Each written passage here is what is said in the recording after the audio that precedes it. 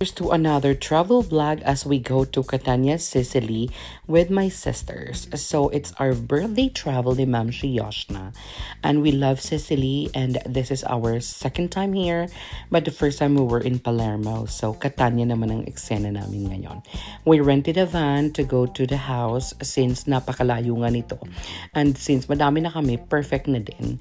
Para nga lang Cubao ibabaw at Cubao ilalim itong Catania. It looks very Philippines.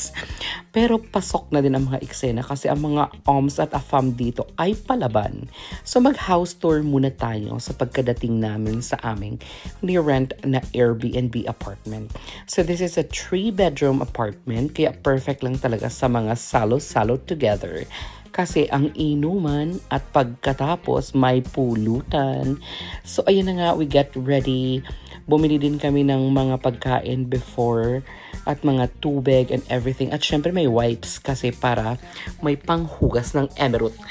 So yan na nga, after namin mamili, magpapahinga muna ang mga Bekeloo kasi nga pagudar from the early flight.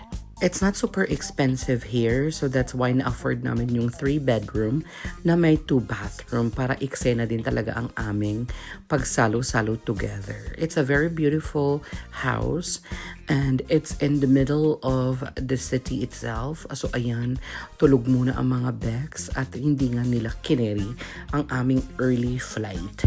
At pagkatapos natin dito mag-house tour, nag-etchos na nga kami ng mga OMS from the dating site at nag-invite na kami for inuman para mamayang gabi.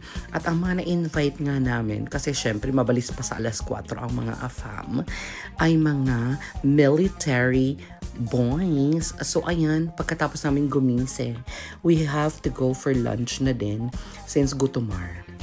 At nadaanan nga namin itong vending machine ng Condomar.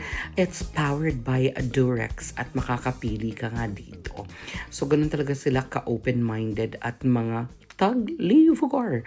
So ayan, napunta kami sa isang osteria kung saan it's really fresh. Pipili ka ng isda or seafood na gusto mo. And then, they have also like the Carinderia style na nandiyan na yung mga seafood at pipiliin mo na lang kung ano yung gusto mong kainin.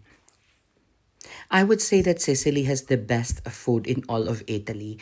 2 beses na kami bumalik dito and the food really did not disappoint. Sobrang sarap. But we took the menu since cheaper version nga ito at marami na kaming malalafang. So for our first plate, we have tahong muna ang eksena. And then we have this kind of seafood pasta na may tahong at mga seafood din pala ang mga eksena niya sa Japan. Pero masarap siya actually. And it's like a different kind of pasta na medyo may patwirl.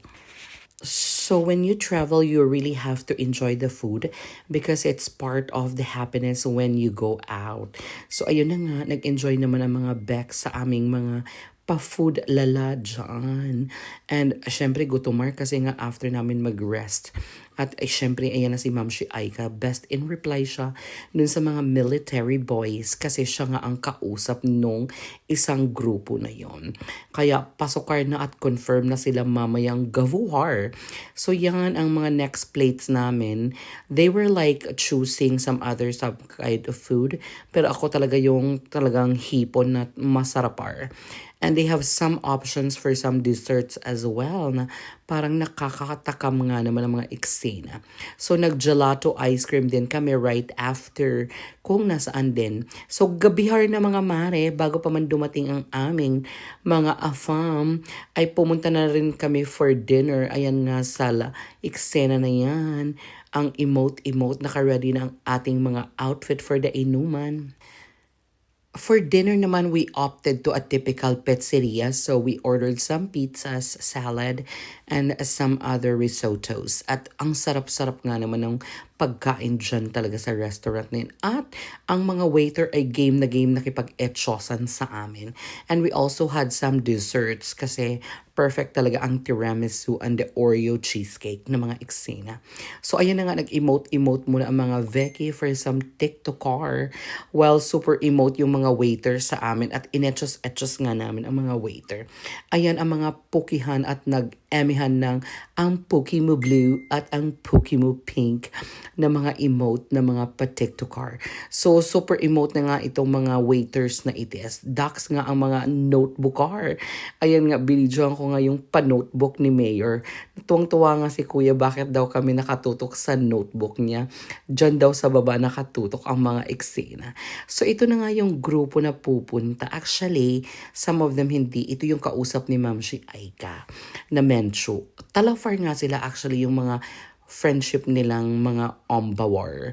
At syempre, mga pasok sila sa military. So ayan, umpisahan na ang inuman. Ang nakakaloka, nagdala sila ng parang 3 bote ng alak or 4.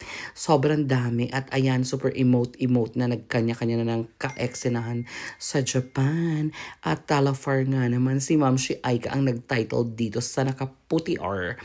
At yan nga ang vet na vet ko din sa mga eksena. May medyo chubbily, pero baitar naman si Kuya. Yung naka-black actually super Talafar din. So kaya ang ending, salo-salo together na. At ayan, may pamassage.